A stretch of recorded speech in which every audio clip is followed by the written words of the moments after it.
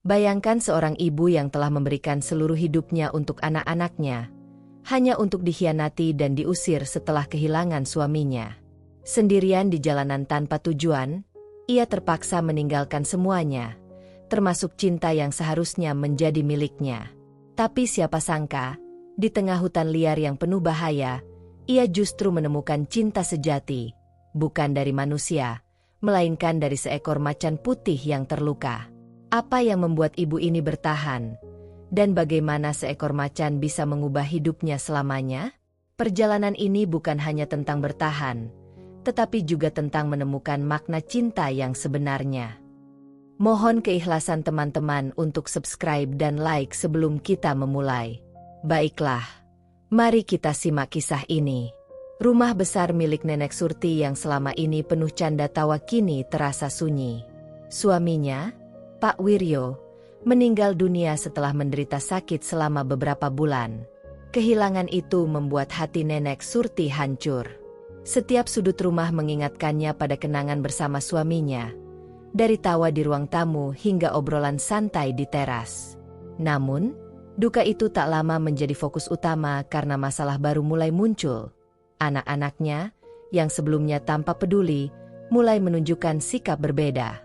Pertemuan keluarga yang diadakan untuk mengenang Pak Wiryo berubah menjadi diskusi panas tentang harta warisan. Anak-anak Nenek Surti, yang dulu bersatu, kini saling melontarkan tuduhan dan tuntutan. Sari, anak sulung, merasa berhak atas rumah karena ia sering membantu mengurus ayahnya saat sakit. Sementara itu, Tono, anak bungsu, berpendapat bahwa rumah harus dijual dan uangnya dibagi rata. Nenek Surti hanya bisa terdiam.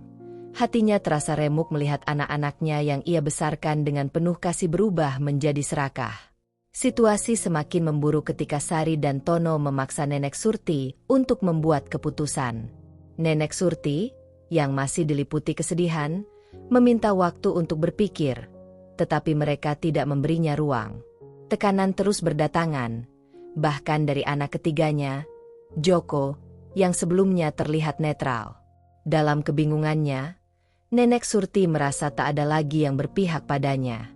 Dalam satu malam yang penuh tangisan, ia menyadari bahwa hidupnya tidak akan sama lagi tanpa Pak Wiryo di sisinya. Pertarungan tentang warisan bukan hanya tentang harta, tetapi tentang kehilangan rasa hormat dari anak-anak yang pernah ia cintai tanpa syarat. Setelah berminggu-minggu dihujani tekanan, keputusan akhirnya dibuat tanpa melibatkan Nenek Surti. Rumah besar yang penuh kenangan itu dijual, dan uangnya dibagi rata di antara anak-anaknya. Nenek Surti hanya diberikan sebagian kecil, yang bahkan tidak cukup untuk membeli tempat tinggal sederhana. Anak-anaknya, yang sebelumnya ia pikir akan merawatnya di masa tua, malah saling lempar tanggung jawab. Tidak ada satupun dari mereka yang bersedia membawanya tinggal bersama. Hari itu, Nenek Surti hanya bisa berdiri terpaku di depan rumahnya yang kini sudah kosong. Beberapa barang pribadinya dimasukkan ke dalam sebuah koper tua yang bahkan sudah mulai robek di beberapa bagian. Anak-anaknya datang dengan ekspresi dingin, mengucapkan alasan masing-masing mengapa mereka tidak bisa merawatnya. Sari mengatakan bahwa ia terlalu sibuk dengan pekerjaannya, sementara Tono beralasan bahwa istrinya tidak ingin repot mengurus orang tua. Joko, yang selama ini dianggap netral, hanya mengangguk tanpa berani menatap mata ibunya. Mereka semua pergi, meninggalkan Nenek Surti sendirian di pinggir jalan. Dengan langkah gontai, Nenek Surti berjalan tanpa arah. Ia tidak tahu kemana harus pergi, tetapi yang jelas, ia tidak bisa kembali. Dalam hatinya, ia mencoba mencari alasan untuk memaafkan anak-anaknya, tetapi rasa sakit dan pengkhianatan terlalu besar untuk diabaikan. Malam itu, ia tidur di bawah sebuah pohon di taman kota, menangis dalam kesendirian. Hidup yang dulu penuh kehangatan kini berubah menjadi kehampaan. Nenek Surti merasa telah kehilangan segalanya: rumah, keluarga, dan harapan. Hari-hari Nenek Surti sebagai gelandangan dimulai dengan kepahitan yang tak terlukiskan. Setiap pagi, ia terbangun di bawah pohon dengan tubuh menggigil karena dingin. Sarapan hanyalah secuil roti basi atau nasi sisa pemberian orang-orang yang iba melihatnya. Di usianya yang renta, Nenek Surti harus belajar bertahan hidup di jalanan, sesuatu yang tak pernah ia bayangkan sebelumnya. Ia sering bertanya dalam hati, apakah hidupku benar-benar tidak berharga lagi di mata anak-anakku? Ketika siang tiba, Nenek Surti berjalan menyusuri jalanan kota, berharap menemukan pekerjaan ringan atau bantuan makanan. Namun, tubuhnya yang lemah sering menjadi alasan ia ditolak. Orang-orang lebih sering menganggapnya sebagai beban daripada seseorang yang membutuhkan pertolongan. Ia mengumpulkan botol plastik dan kardus bekas untuk dijual, tetapi hasilnya hanya cukup untuk membeli makanan seadanya. Rasa lapar, haus, dan kelelahan menjadi teman akrabnya setiap hari. Meskipun begitu, ia tetap berusaha bertahan, mengandalkan sisa-sisa kekuatan yang ia miliki. Malam adalah waktu paling menakutkan bagi Nenek Surti. Ia sering harus berpindah tempat karena takut diserang oleh orang jahat atau diusir oleh petugas keamanan. Selimut tuanya tidak cukup untuk melawan dingin malam, membuat tubuhnya sering menggigil hingga pagi. Dalam kesendirian, ia teringat masa-masa bahagia bersama keluarganya dulu, momen di mana ia menyuapi anak-anaknya makan atau menenangkan mereka saat menangis. Kini, semua kenangan itu terasa seperti mimpi yang menjauh, membuat hatinya semakin hancur. Namun, meski hidupnya penuh kesulitan, Nenek Surti tetap memiliki sebersit harapan. Ia percaya bahwa Tuhan tidak akan membiarkannya terus menderita. Dalam setiap doa yang ia panjatkan, ia memohon kekuatan dan petunjuk untuk menemukan jalan keluar dari penderitaan ini. Meskipun air mata kerap menetes, ia mencoba meyakinkan dirinya bahwa masih ada tujuan hidup yang menantinya, meski ia belum tahu apa itu. Di tengah kesengsaraannya, Nenek Surti terus melangkah, mengandalkan kekuatan cinta dan pengorbanan yang pernah menjadi landasan hidupnya. Malam itu, hujan deras mengguyur kota. Nenek Surti berlindung di bawah atap kecil hal tebus yang sudah rusak, tetapi air tetap merembes membasahi tubuhnya. Selimut tuanya tak lagi mampu menghangatkan, justru menjadi beban karena menyerap air. Hujan turun tanpa henti, dan angin dingin menusuk tulang-tulangnya. Dalam kegelapan malam, ia merapatkan tubuhnya, berusaha bertahan dari dinginnya malam sambil menahan rasa lapar yang terus mendera. Ketika hujan mulai reda menjelang subuh, Nenek Surti mendapati barang-barang miliknya hanyut terbawa arus. Beberapa plastik bekas dan botol yang ia kumpulkan untuk dijual tak lagi terlihat. Selimut tua dan kopernya sudah basah kuyup, membuatnya kehilangan apa yang sedikit ia miliki. Ia terduduk lemah di pinggir jalan, menatap kosong pada genangan air yang memantulkan wajahnya yang penuh keletihan. Tangisnya pecah di tengah kesunyian kota. Apakah ini akhirnya? Gumamnya lirih, seolah bertanya pada alam semesta. Kesulitan yang terus-menerus membuat Nenek Surti mulai berpikir untuk meninggalkan kota. Hidup di jalanan kota tak lagi memberinya harapan, hanya rasa sakit dan penghinaan. Ia teringat akan cerita masa kecilnya tentang hutan, tempat yang konon penuh dengan kedamaian dan ketenangan. Mungkin di sana aku bisa menemukan tempat untuk beristirahat, pikirnya. Meskipun usianya sudah tua dan tenaganya hampir habis, ia memutuskan untuk mengikuti instingnya. Dengan langkah tertatih-tatih, ia mulai berjalan ke arah pinggiran kota, menuju jalan setapak yang mengarah ke hutan. Perjalanan ke hutan bukanlah hal mudah bagi seorang nenek tua yang lemah. Kakinya yang kecil dan lemah terbenam dalam lumpur. Tubuhnya hampir tak sanggup menahan berat langkahnya sendiri.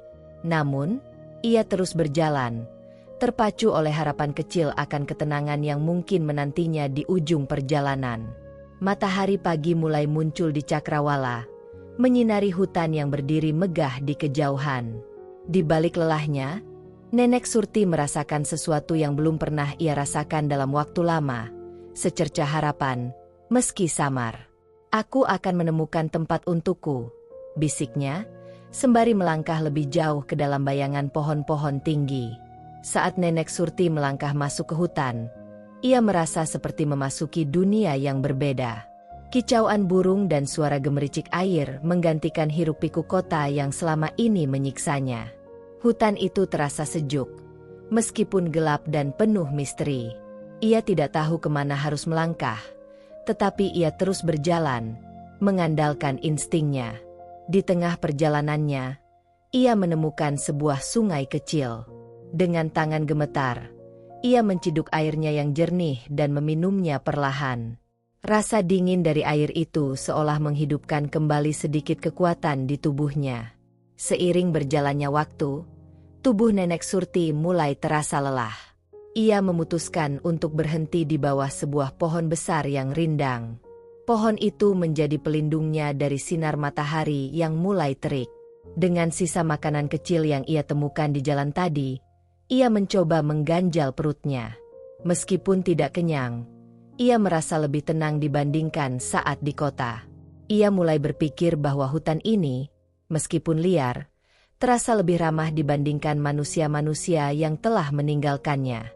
Namun, tidak semuanya mudah di hutan. Saat malam tiba, suara binatang buas terdengar mengerikan di kejauhan. Nenek Surti merasa takut, tetapi ia tetap berdoa agar tidak ada makhluk yang mendekatinya. Tidurnya tidak nyenyak, hanya bersandar di batang pohon besar dengan tangan memeluk lutut. Malam itu, ia bermimpi tentang keluarganya, tentang anak-anaknya yang kembali meminta maaf dan memeluknya dengan tulus. Namun, saat ia terbangun, kenyataan pahit kembali menghantamnya. Ia benar-benar sendiri. Pagi berikutnya, ketika ia melanjutkan perjalanan, langkahnya terhenti oleh suara rintihan kecil yang terdengar dari balik semak-semak. Rasa penasaran membuatnya mendekati sumber suara itu. Di sana, ia menemukan seekor anak macan putih kecil yang terbaring lemah. Tubuhnya tampak kurus dan lemah, dengan luka di salah satu kakinya. Mata macan itu menatap Nenek Surti, seolah memohon pertolongan. Meski awalnya takut, naluri keibuannya mengalahkan rasa takut itu. Dengan hati-hati, ia mendekat dan berkata lembut, "Kamu juga sendirian, ya? Jangan khawatir, aku akan menjagamu." Anak macan putih itu terlihat sangat lemah. Nafasnya berat, dan luka di kakinya tampak bengkak.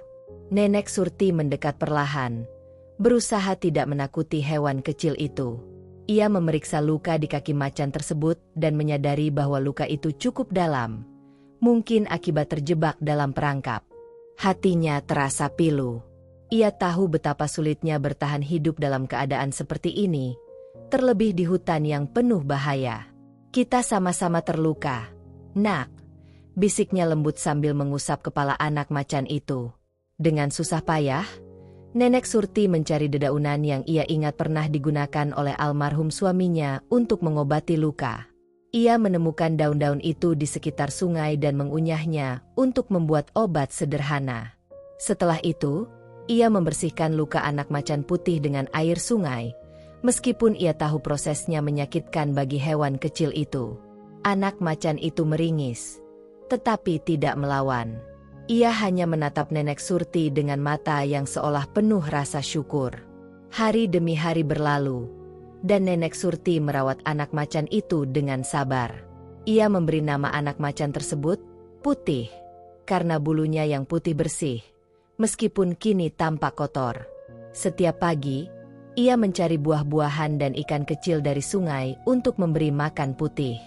Meskipun hidupnya sendiri sudah sulit, ia merasa memiliki tujuan baru dengan merawat makhluk kecil ini.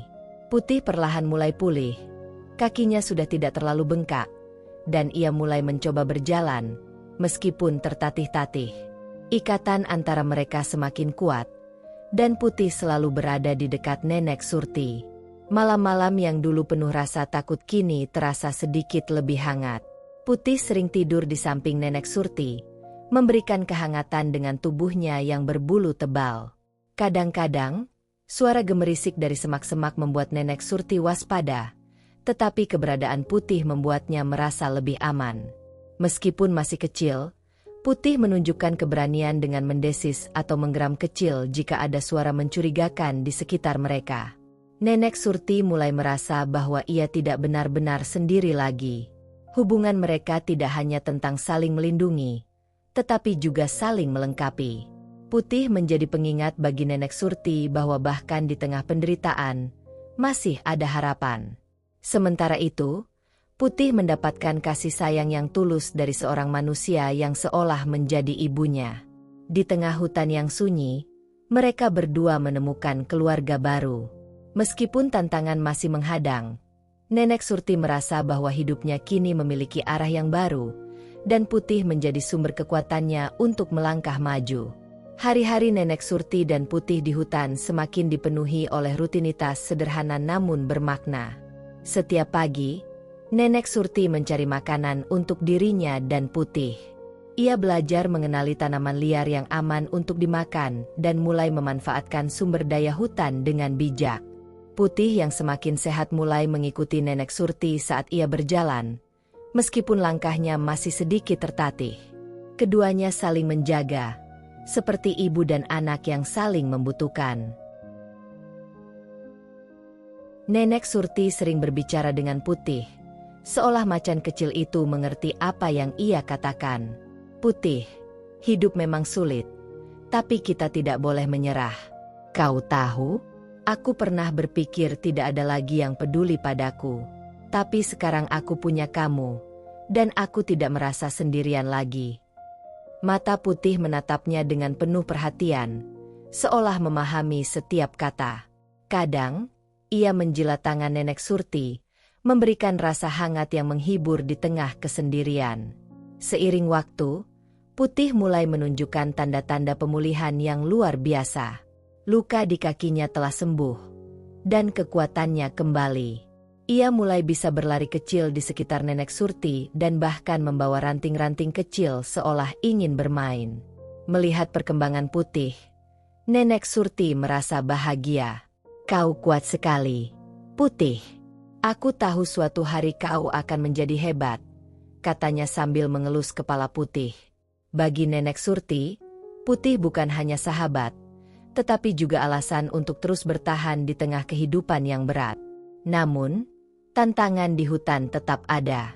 Suatu malam, saat Nenek Surti sedang beristirahat, terdengar suara gemuruh dari kejauhan. Seekor ular besar muncul dari semak-semak, mendekati tempat mereka berada.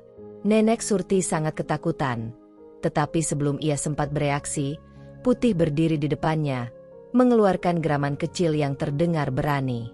Meski masih kecil, Putih tidak mundur sedikit pun.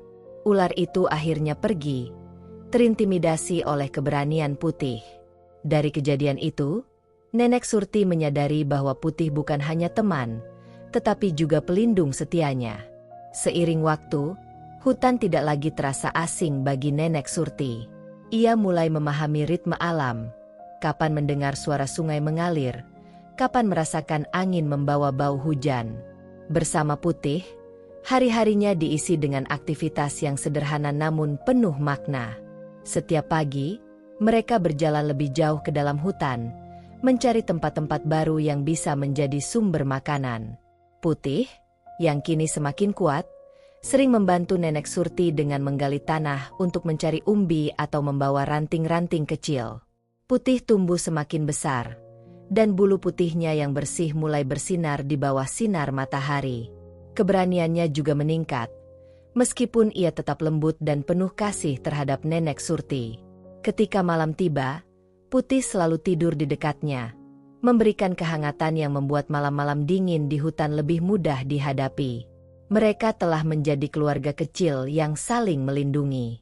Kehadiran Putih memberi Nenek Surti rasa aman yang sudah lama hilang sejak ia meninggalkan kota. Namun, hidup di hutan tetap penuh tantangan. Ada saat-saat di mana makanan sulit ditemukan, dan mereka harus bertahan hanya dengan air sungai.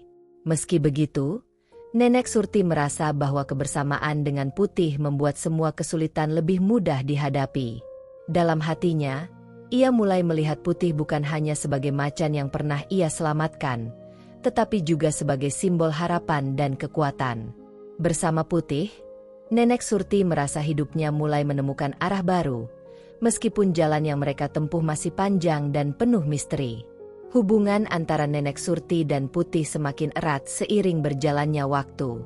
Setiap hari, mereka semakin memahami satu sama lain. Putih, yang kini sudah tumbuh lebih besar, selalu berjalan di samping Nenek Surti seperti seorang penjaga setia. Setiap kali Nenek Surti kelelahan dan berhenti untuk beristirahat, Putih akan duduk di dekatnya, memberikan rasa aman. Kadang-kadang, Putih bahkan membawa daun atau ranting sebagai tanda perhatian, seolah-olah ia memahami kebutuhan ibunya yang manusiawi. Meskipun hidup di hutan penuh tantangan, Nenek Surti merasa bahwa keberadaan Putih telah memberinya semangat baru. Dalam Putih, ia melihat anak-anak yang dulu pernah ia besarkan. Namun, tidak seperti anak-anaknya yang meninggalkannya, Putih menunjukkan kasih sayang yang tulus tanpa syarat. Saat ia berbicara dengan Putih di malam hari, ia sering mengungkapkan perasaannya yang terdalam. "Kamu tahu, Putih, aku pernah berpikir hidupku sudah selesai. Tapi sekarang aku tahu, Tuhan masih punya rencana untukku, rencana yang melibatkan kamu," katanya sambil mengelus kepala Putih. Hari-hari mereka dipenuhi dengan eksplorasi hutan yang semakin dalam. Putih kini mulai membantu Nenek Surti dengan caranya sendiri, mencari buah-buahan dari pohon yang tinggi atau melindunginya dari binatang buas.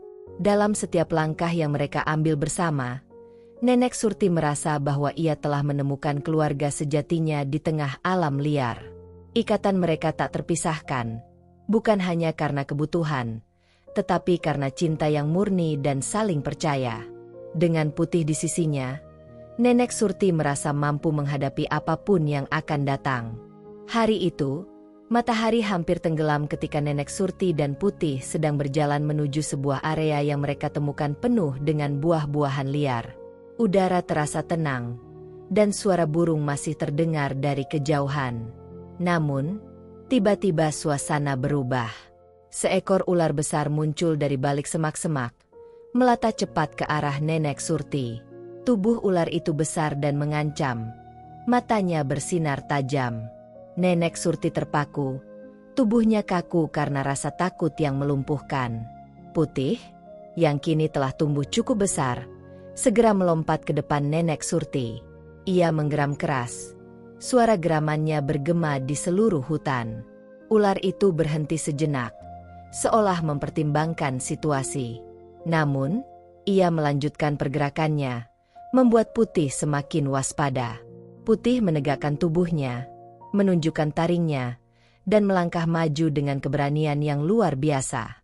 Ketika ular itu menyerang, Putih melompat ke arah kepalanya, membuat ular tersebut berguling mundur dan akhirnya melarikan diri ke dalam hutan. Setelah ular itu pergi, Nenek Surti terduduk lemas, tangannya gemetar. Putih mendekatinya, menjilat tangannya dengan lembut, seolah mengatakan bahwa semuanya sudah aman. "Terima kasih, Putih. Kau menyelamatkanku," kata Nenek Surti sambil memeluk tubuh Putih yang kini terasa besar dan hangat. Dari kejadian itu, Nenek Surti semakin sadar bahwa Putih tidak hanya menjadi sahabat, tetapi juga pelindungnya yang setia. Dalam setiap geraman dan perlakuan lembut Putih, ia merasakan cinta yang tulus, lebih dari yang pernah ia dapatkan dari siapapun. Setelah kejadian dengan ular besar itu, Nenek Surti mulai menyadari bahwa Putih memiliki potensi yang luar biasa. Dalam waktu singkat, macan putih itu tumbuh menjadi semakin besar, jauh lebih cepat daripada yang pernah ia bayangkan. Tubuhnya kini gagah dan kuat, dengan bulu putihnya yang berkilau di bawah sinar matahari. Gigi dan cakarnya tampak tajam, tetapi Putih selalu berhati-hati saat berada di dekat Nenek Surti. Meskipun tubuhnya telah berubah menjadi raksasa, hatinya tetap lembut dan penuh kasih terhadap ibu